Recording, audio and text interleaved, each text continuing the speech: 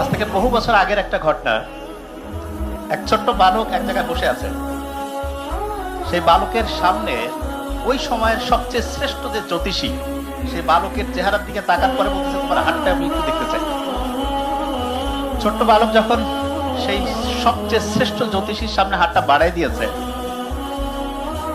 জ্যোতিষী হাত দেখে বাকরুদ্ধ হয়ে গেছে, কি বলবে বুঝতে পারছে না।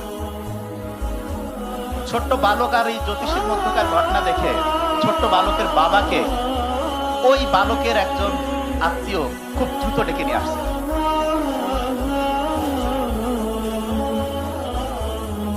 ওই ছোট্ট বালকের বাবা কিন্তু কোনো সাধারণ লোক না, খুব অসাধারণ ওই সময়ের একজন সম্রাট ছিলেন।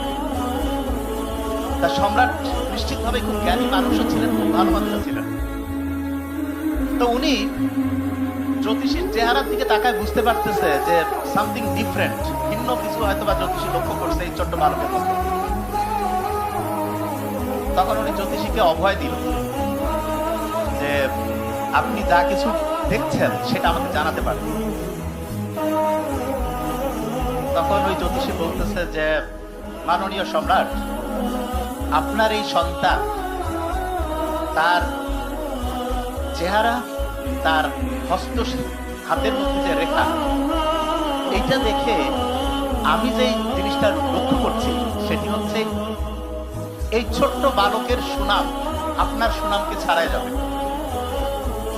এই ঘটনা শোনার পরে বাপ যদি শোনে যে ছেলে তার মর্যাদাকে কাটিয়ে ছাড়িয়ে আরো সামনে যাবে, তখন একজন বাপ সবচেয়ে বেশি খুশি হয়। তা ওই সম্রাটও খুবই খুশি হয়েছে। খুশি হওয়ার পরে সেই জ্যোতিষীকে বলছেন যে আপনি কি চান। তা জ্যোতিষী বলছে যে আমি যেটা ভবিষ্যৎ দেখতে পাচ্ছি সেটা যদি সত্যি হয়, এইটাই হবে আমার জীবনের সবচেয়ে বড় চাওয়া। তারপরও সম্রাট তো কিছু দিব না, এটা কেমন হয়।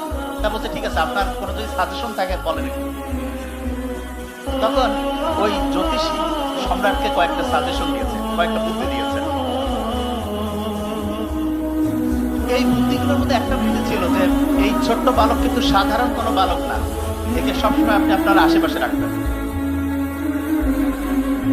তা সম্রাট চিন্তা করছে ওই সময়ের সবচেয়ে শ্রেষ্ঠ জ্যোতিষী যেহেতু এই পরামর্শ দিয়েছে, তাহলে আমার ছোট্ট শিশুকে আমার সাথেই রাখতে হবে। ছোট্ট শিশুর বয়স 8 থেকে 10, সবসময় সম্রাটের পাশেই থাকে।